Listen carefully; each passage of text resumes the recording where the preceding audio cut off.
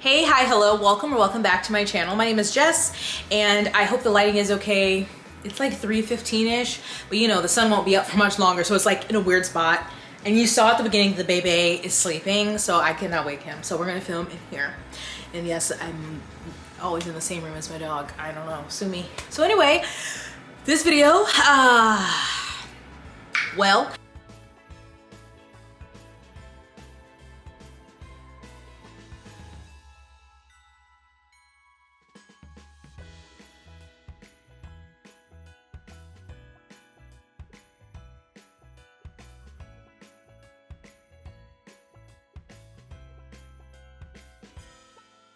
I felt like I should make this video because I did make a video previously. So obviously this is about Jess and Baldoni and Blake Lively. I made a video, was that this year or last year? Honestly can't remember what is time. I'll link it though if you don't know what's going on. But they were co-stars in the film adaptation of Colleen Hoover's book, It Ends With Us.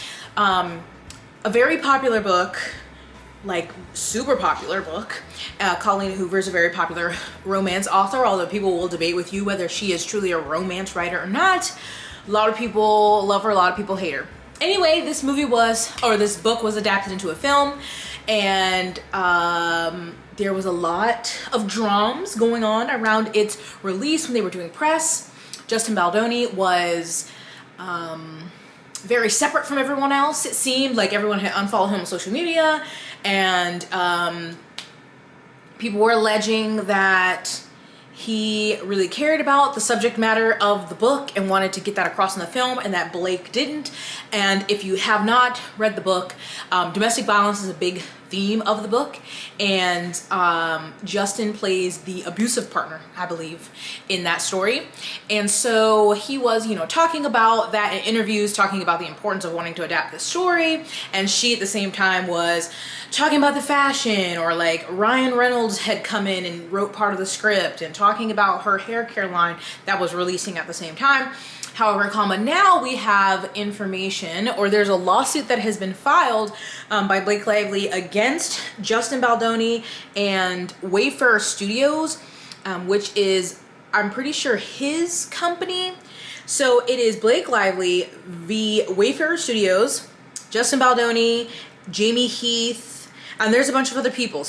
And so the complaint is for damages for harassment, retaliation, failure to investigate, prevent, and or remedy harassment, retaliation, aiding and abetting harassment and retaliation, breach of contract, intentional infliction of emotional distress, negligence, false light invasion of privacy, and interference with prospective economic advantage.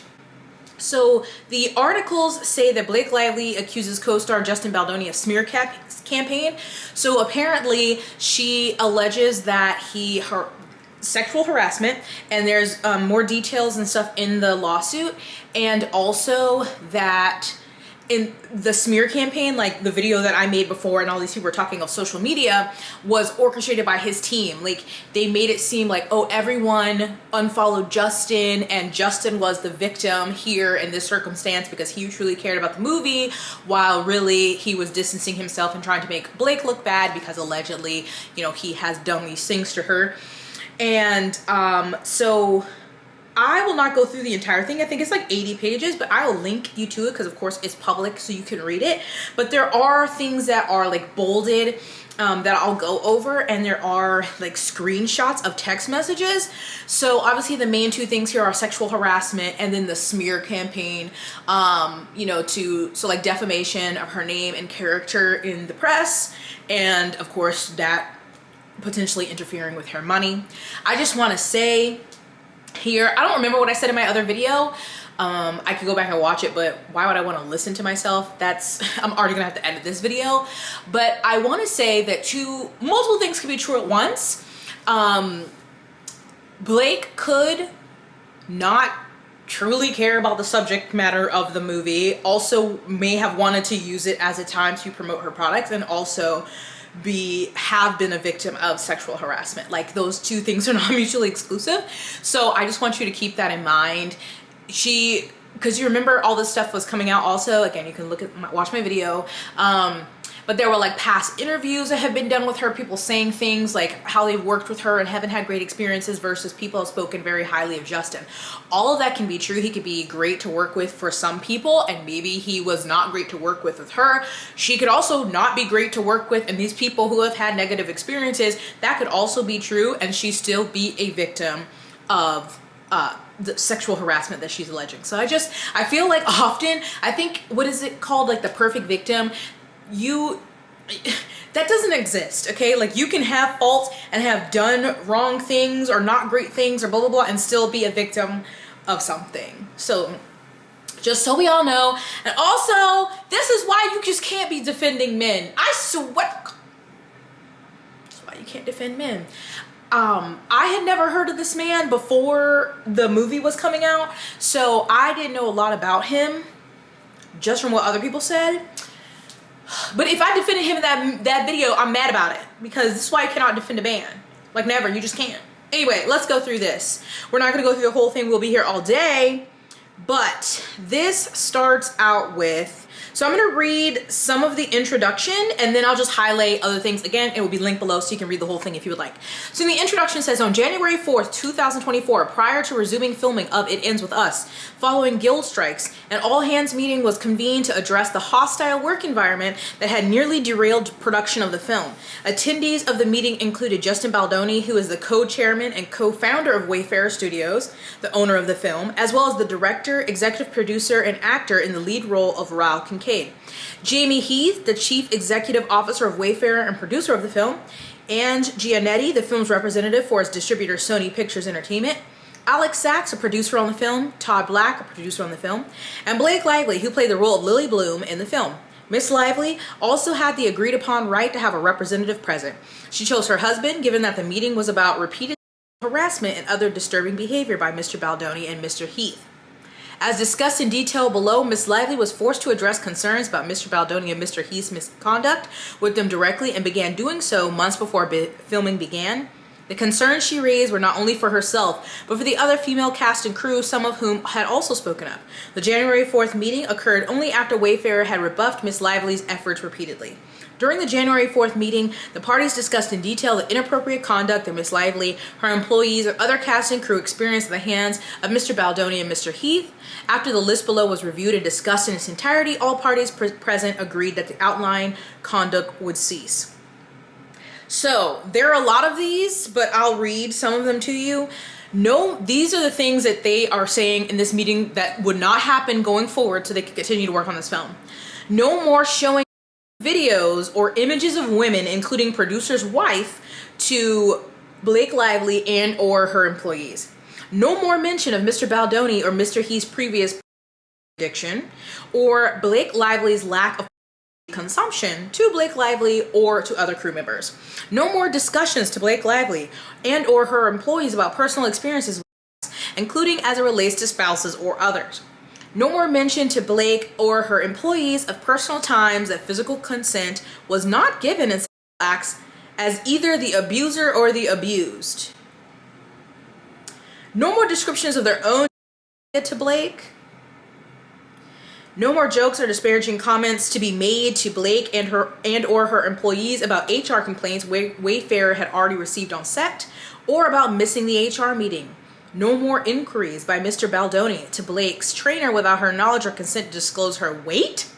No more mention by Mr. Baldoni of him speaking to Blake's dead father. No more pressing by Mr. Baldoni for Blake to disclose her religious beliefs or unsolicited sharing of his. If Blake and or her infant is exposed to COVID again, Blake must be provided with immediate notice as soon as Wayfarer or any other producers have become aware of such exposure without her needing to uncover days later herself. An intimacy coordinator must be present at all times when Blake is on set and scenes with Mr. Baldoni. No more personal, physical touching of or comments by Mr. Baldoni or Mr. Heath to be tolerated by Blake and or any of her employees, as well as any female cast or crew without their express consent. No more improvising of kissing. All intimate touch must be choreographed in advance with Blake and an intimacy coordinator. No biting or sucking of lip without Blake's consent. And all intimate on-camera touch and conversations must be in character, not spoken from Mr. Baldoni to Blake personally. Blake to have a representative on set at all times and with a monitor during scenes involving or violence with Mr. Baldoni. All actors participating with Blake in intimate scenes involving her being in any state of nudity or simulated nudity must be classified as active working actors, not friends of the director or producers, and must be pre-approved by Blake. No more filming of any Blake without a fully executed SAG compliant writer in place. Any such footage already shot without his writer in place and in direct violation of SAG requirements may not be used without Blake and her legal representative's prior written consent. Oh my God. Any scene by Blake or another performer depicting the character of Lily that involves must be conducted strictly in accordance with the above referenced writer and must adhere to Blake's approved script. An intimacy coordinator must be on set for all scenes involving nudity and or simulated sex and must have a monitor to ensure compliance. No monitors to be viewed or accessible on set or remotely during closed set scenes, except by Blake approved essential crew and personnel. Let's see. No more entering, attempting to enter, interrupting, pressuring, or asking Blake to enter her trailer or the makeup trailer by Mr. Heath or Mr. Baldoni while she is nude for any reason. No more private multi-hour meetings in Blake's trailer with Mr. Baldoni crying with no outside Blake appointed representative to monitor. No more pressing by Mr. Baldoni to sage any of Blake's employees. Producer Alex Sachs to be given standard rights, inclusion, and authority per her job description as represented to Blake when signing on. So he must have an active daily role overseeing physical production of the remainder of the film to monitor safety for cast and crew, schedule logistics, problem solving, and creative. Oh my Lord. And then we have engagement of a Blake approved stunt double. No more adding a scene or on-camera climaxing by Blake outside of the scope of the script. Blake approved when signing on to this project. No more asking or pressuring Blake to cross physical picket lines. No more retaliatory or abusive behavior to Blake for raising concerns or requesting safeguards. An in-person meeting before production resumes with Mr. Baldoni, Mr. Heath, Ms. Sachs, the Sony representative, new producer, Blake, and her spouse Ryan Reynolds to confirm and approve a plan for implementation of the above that will be adhered to for the physical and emotional safety of Blake Lively, her employees, and all cast and crew moving forward. Jesus Christ. So that was before returning to filming, which they did on January 5th and concluded on February 9th of this year, 2024. So then so that was this summer. Wow, that feels so long ago. So during the promotion of the film, summer of 2024, Miss Lively and fellow cast members promoted the film in accordance with the marketing plan created and delivered by the film's distributor, Sony, which it summarized in the talking points attached here too as Exhibit C. Miss Lively and other cast members were under contractual obligation to render promotional services in accordance with the marketing plan. The marketing plan directed the cast to focus more on Lily's strength and resilience as opposed to describing the film as a story about domestic violence, and to avoid talking about this film that makes you feel sad or heavy. It's a story of hope. You know what? That makes sense, because what does Sony want? Money. Sony wants money, so they don't want to talk about that. They're like, that's a downer. We really don't want people to know. That makes a lot of sense. In the days leading up to the film's release, Mr. Baldoni abruptly pivoted away from the film's marketing plan and the types of publicity activities in which he had previously participated. What the public did not know was that Mr. Baldoni and his team did so in an effort to explain why many of the film's cast and crew had unfollowed Mr. Baldoni on social media and were not appearing with him in public. To that end, he and his team used domestic violence, survivor content to protect his public image as described in further detail below. So what we were seeing is obviously what we didn't know. It says what the public did not know was the beginning of a multi-tiered plan that Mr. Baldoni and his team described as social manipulation designed to destroy Miss Lively's reputation. That plan was backed by virtually unlimited resources. Wayfarer's co-founder, co-chairman, and leading financier is multi-billionaire Steve Sarowitz, who divulged at the film's New York premiere on August 6, 2024, that he was prepared to spend $100 million to ruin the lives of Miss Lively and her family. With that backing, Mr. Baldoni and his Wayfarer associates embarked on a sophisticated press and digital plan in retaliation for Miss Lively exercising her legally protected right to speak up about their misconduct on set, with the additional objective of intimidating her and anyone else from revealing in public what actually occurred. Part of this says, Baldoni, Mr. Heath, and others, which described preparations should Miss Lively and her team make her grievances public, and is attached to this. To get ahead of this narrative, Miss Nathan's plan proposed strategies to advance misleading counter-narratives, including pushing Nathan's narrative that Miss Lively had less than favorable reputation, proposing to explore planting stories about the weaponization of feminism, and misleadingly blaming Miss Lively for production members' job losses. And there's all of these different texts, like if you want to get all of the nitty-gritty tea, like literally they have screenshots in there. But it says that in the weeks and months that followed, with the direction and approval of Wayfarer and Mr. Baldoni, the team engaged in a sophisticated, coordinated, and well-financed retaliation plan. And it said the retaliation campaign relied on more than just publicists and crisis managers spinning stories. They also retained subcontractors, including a Texas-based contractor named Jed Wallace, who weaponized a digital army around the country from New York to Los Angeles to create, seed, and promote content that appeared to be authentic on social media platforms and internet chat forums. The Baldoni Wayfarer team would then feed pieces of this manufactured content to unwitting reporters, making content go viral in order to influence public opinion and thereby cause an organic pile-on.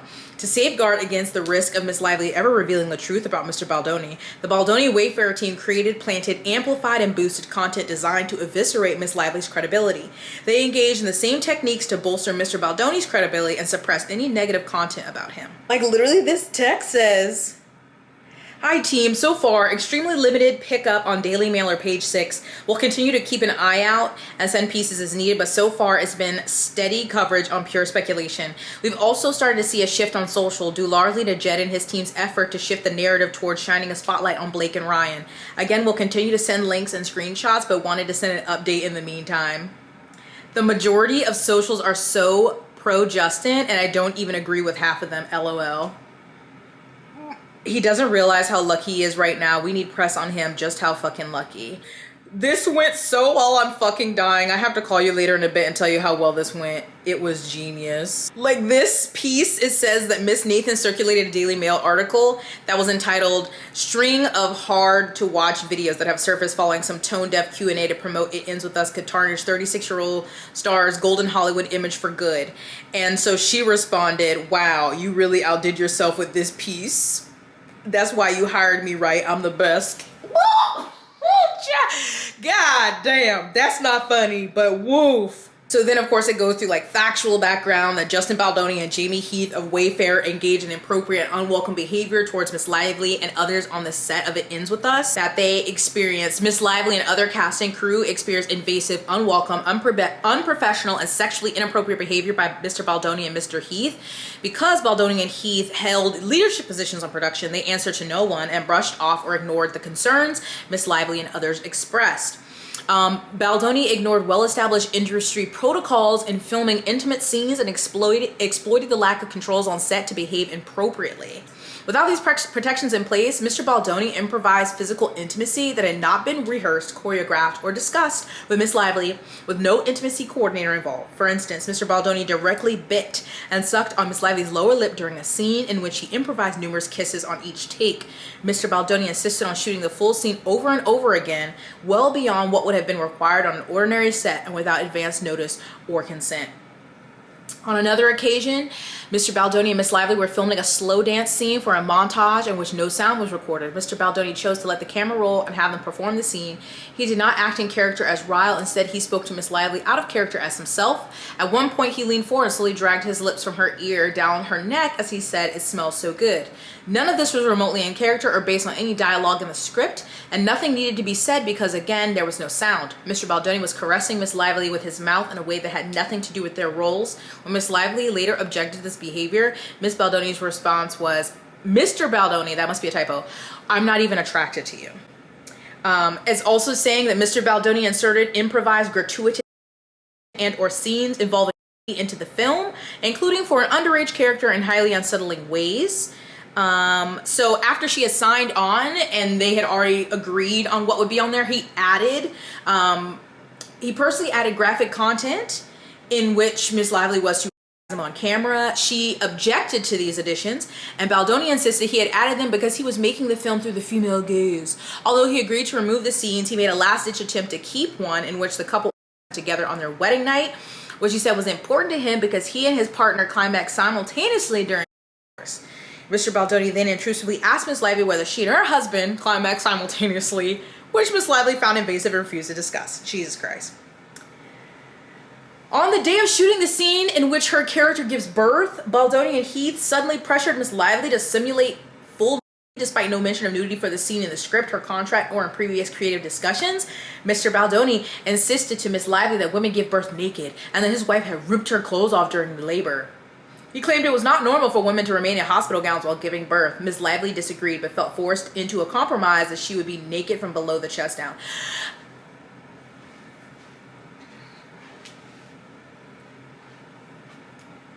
Women wear hospital gowns when giving birth. What the fuck?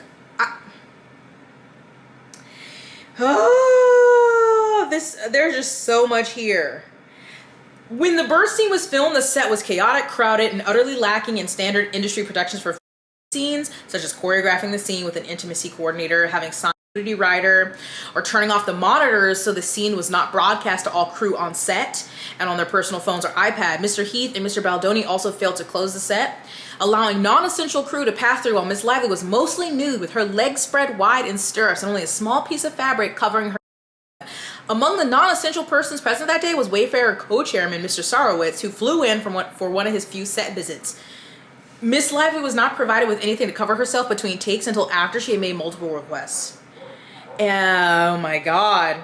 Miss Lively became even more alarmed when Mr. Baldoni introduced his best friend to play the role of the OBGYN when ordinarily a small role of this nature would be filled by a local actor. Miss Lively felt that the selection of Mr. Baldoni's friend for this intimate role in which the actor's face and hands were in close proximity to her nearly nude for a birth scene was invasive and humiliating.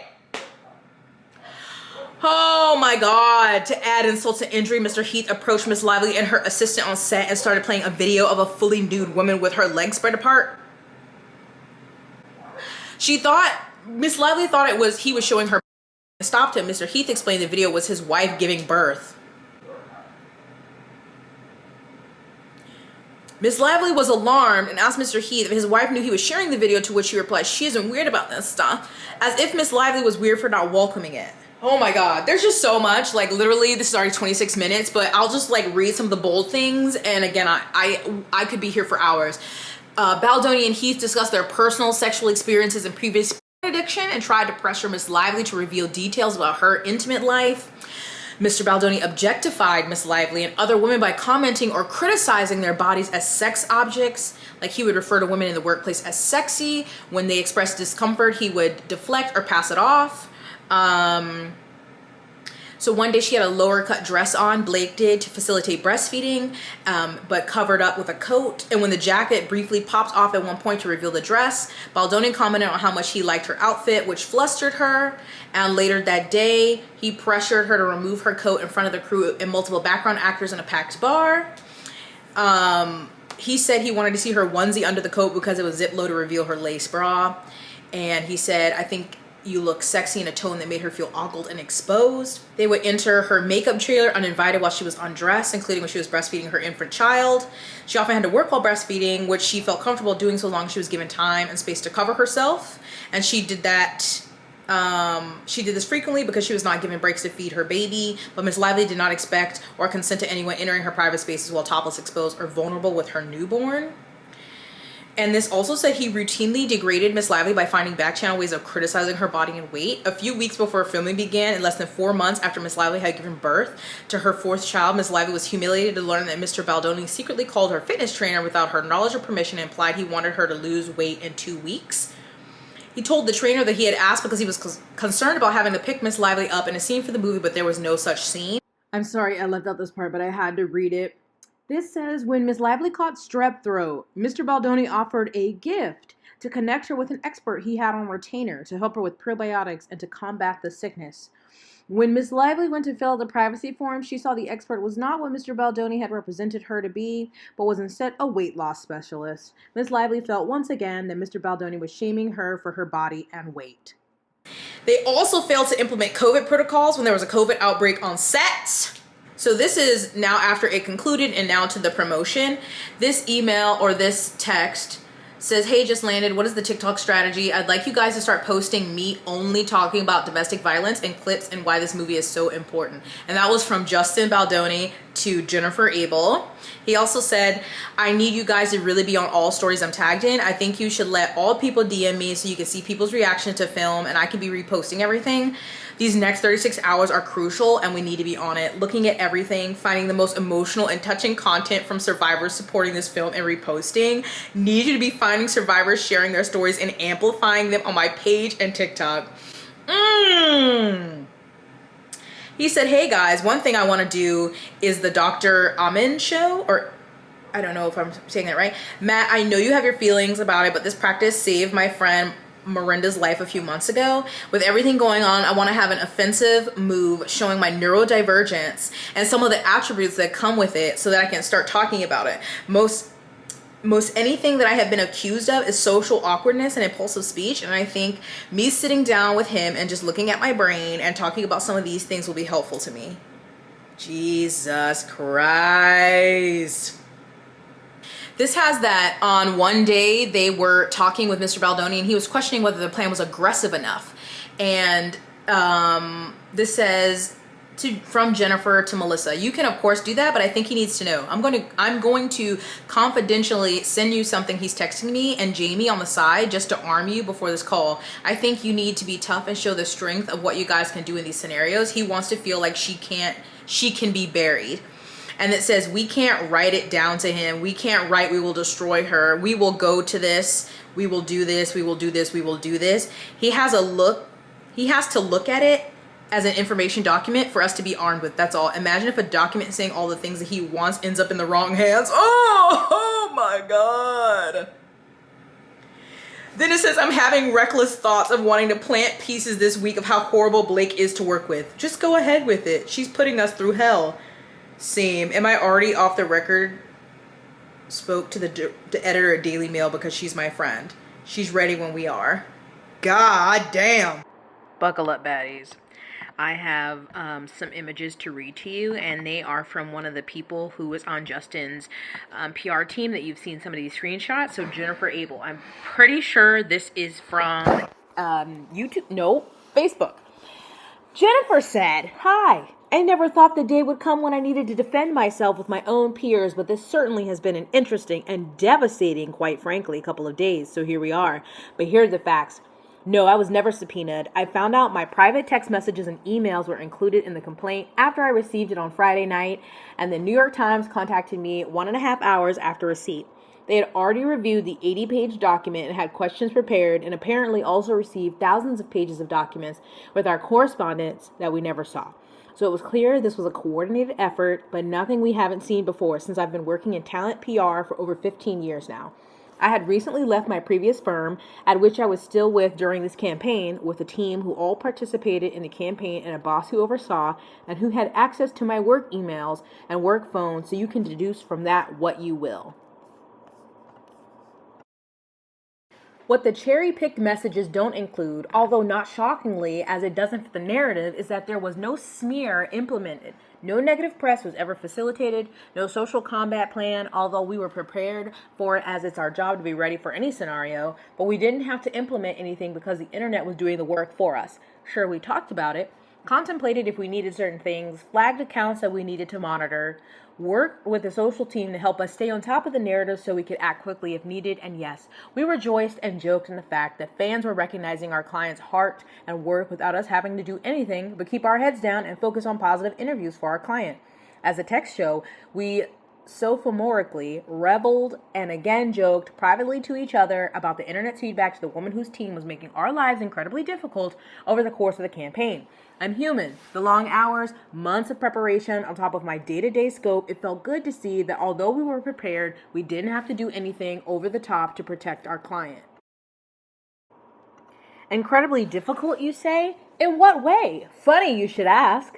I was notified at the start of the campaign that the opposing team had been planting horrible stories about my client as a failsafe if my client did not comply with the demands set forth for the campaign, which is why we brought on Crisis, as it's not something that I do. My sole job was to put together interviews, screening opportunities, and speaking opportunities for my client in support of the film, a standard scope of work. I did my job.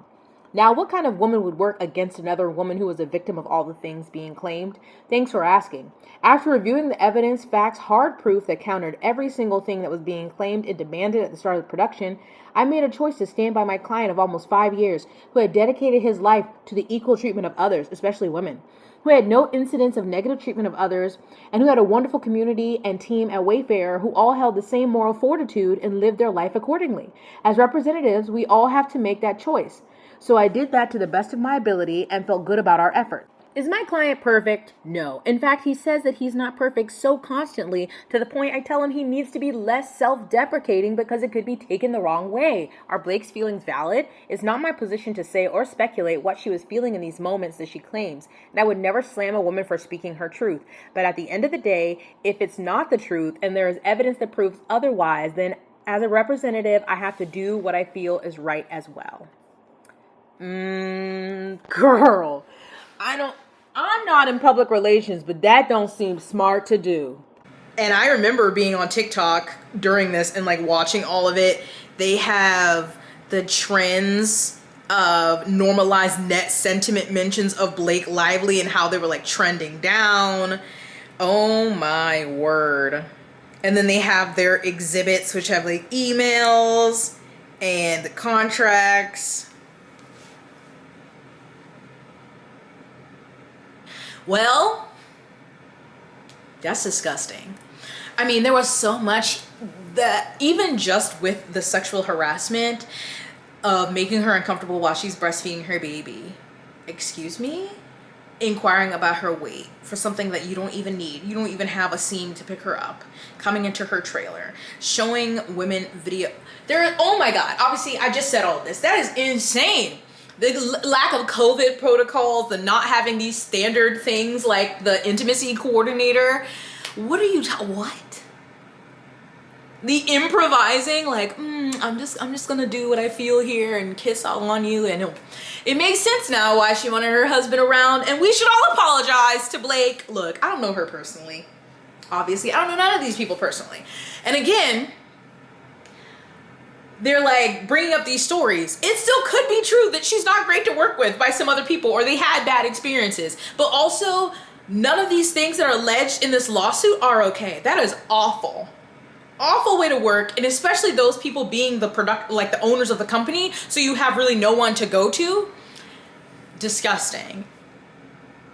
I guess she posted on her Instagram and said, "You have been nothing but honest, kind, supportive, and patient since the day we met. Thank you for being exactly the human that you are. Never change, never wilt," is what she posted on her Instagram story. So obviously attorneys will do their attorneying and whatever, but that looks real bad. And I'm not surprised. They're also, I think this is related, not related, but I think that Colleen Hoover is having another movie or another book adapted, and it's people's favorite. I don't know if people hate this book more or It Ends With Us, but it could be a close race, but it's Verity. And the people who have been cast in it are Anne Hathaway, Josh Hartnett, and Dakota Johnson. I did read Verity. I can't remember much about it, so I don't know which character Dakota Johnson is or Anne Hathaway is. Interesting. Okay, Josh Hartnett, he was, one of my millennial heartthrobs when I was a youth. Love to see him working. So that's going to be interesting. But this says, this one's going through Amazon MGM Studios, because those, Amazon bought. Let's not talk about that. So this is Josh Hartnett Renaissance. Was he in something else recently? I sure do not, because I don't be catching up. Keeping up. This says Dakota Johnson and Josh Hartnett enter the Hooververse. Is this a thing? Are we calling that a thing? Anyway, so hopefully there won't be issues on that movie set.